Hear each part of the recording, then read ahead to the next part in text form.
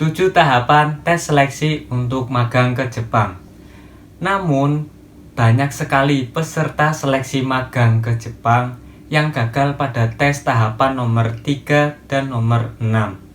Untuk itu, saya di sini akan membagikan beberapa tips yang pernah saya alami sesuai dengan pengalaman saya sendiri waktu seleksi dari awal sampai hingga bisa magang ke Jepang.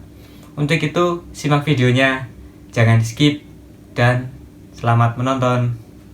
Kita masuk pada tes seleksi yang pertama. Pada tes seleksi yang pertama yaitu ada tes seleksi kelengkapan administrasi. Caranya sangat mudah, kalian cukup mengakses website Minori yaitu minori.co.id. minori.co.id. Di sana kalian cukup melengkapi kelengkapan data seperti tanggal lahir, nama lengkap, anggota keluarga, pengalaman kerja maupun masih belum punya pengalaman kerja, dan lain sebagainya. Apabila kalian sudah mengisi semua kelengkapan data dan sudah mendapat panggilan, selanjutnya ada tes yang nomor 2, yaitu ada tes psikotes dan matematika. Pada tes ini ya kalian bisa mengira-ngira sendirilah tes psikotes itu seperti apa dan matematika seperti apa. Di sini tesnya lumayan mudah sih apabila kalian sudah belajar.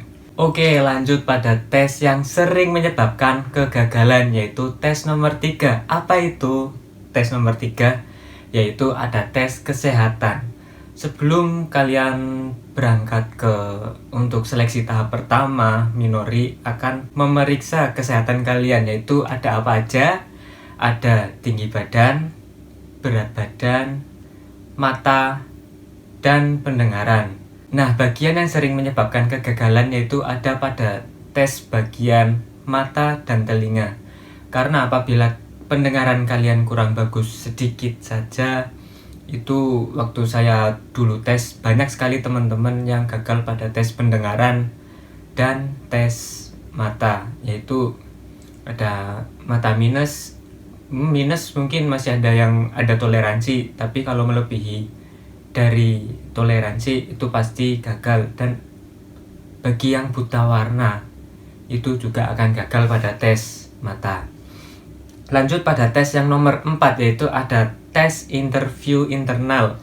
Nah, bagaimana di tes interview internal ini, dengan siapa kita bakal tanya jawab atau wawancara dan apa aja pertanyaannya. Pada tes nomor 4 ini sebenarnya sih tes yang sangat mudah sekali ya kalau menurut saya, karena kalian akan interview langsung dengan manajer Minori dan manajer Minori akan menanyakan sesuatu kepada kalian, yaitu misal tentang kesiapan kalian, tentang bagaimana kalau kalian di Jepang, dan bagaimana kalau kalian di Jepang itu ibadahnya susah, tidak, dan banyak aturan-aturan yang di Jepang lah intinya.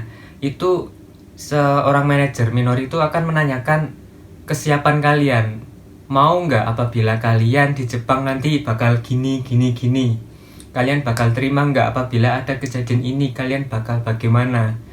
Dan kalau menurut saya sih tipsnya cukup kalian ikuti aja apa yang dikatakan manajer. Jika manajer mengatakan nanti di Jepang tuh sangat dingin, bagaimana? Ya jawab aja siap gitu. Meskipun ada proses untuk menyesuaikan diri, tapi iyain aja semua apa yang dikatakan oleh manajer tersebut saat interview internal pada nomor 4 ini. Lanjutnya tes nomor 5 yaitu ada tes praktek. Pada tes praktek ini tidak semuanya ada tes praktek ya, hanya pada job-job tertentu seperti tekin, genba, scaffolding, dan mungkin ada pengolahan makanan. Itu ada beberapa teman saya yang harus tes praktek terlebih dahulu. Namun untuk job-job yang lain seperti yang manufaktur, pengelasan, dan yang pertanian dan lain sebagainya, itu ada beberapa yang tidak ada tes prakteknya. Lanjut lagi ke tes yang sering menyebabkan kegagalan nomor 6. Pada tes ini yaitu ada tes user, atau ini adalah tes final kita ketika sudah melewati tahap-tahapan tes dari tahap 1, 2, 3, 4, 5, dan yang terakhir ini sering banyak sekali yang gagal. Kenapa? Karena di tes nomor 6 ini kita akan interview atau wawancara langsung dengan orang Jepangnya. Ya, orang Jepangnya langsung yang menginterview kita atau wawancara tanya jawab dengan kita sendiri. Apa aja sih yang sering ditanyakan pada tes ini? Pertanyaannya yang seingat saya itu dulu ada pertanyaan, bagaimana kalau tinggal di Jepang itu nanti bakal dingin, kamu siap apa enggak? Terus ada lagi pertanyaan, berapa lama kamu akan tinggal di Jepang? Dan yang paling menarik menurut saya waktu itu sih ditanyain status kamu apa gitu, punya pacar apa enggak gitu. Itu adalah tes yang ya tinggal dijawab sejujurnya aja sih, tapi ini masih kayak gimana ya, menurut saya tuh tes yang user ini agak-agak bingung gitu antara pertanyaan tentang pekerjaan dan kehidupan kita, the realnya itu kadang ada yang menyangkut pekerjaan, ada yang menyangkut pribadi kita juga. Untuk tes ini menurut saya sih sebaiknya jawab secara jujur saja ya, dan jangan dilebih-lebihkan. Jangan dilebih-lebihkan, karena orang Jepang tidak suka orang yang tidak jujur dan melebih-lebihkan diri. Selanjutnya setelah tes nomor 6, apabila tes nomor 6 ini kalian alhamdulillahnya lolos gitu, selanjutnya ada tes nomor 7.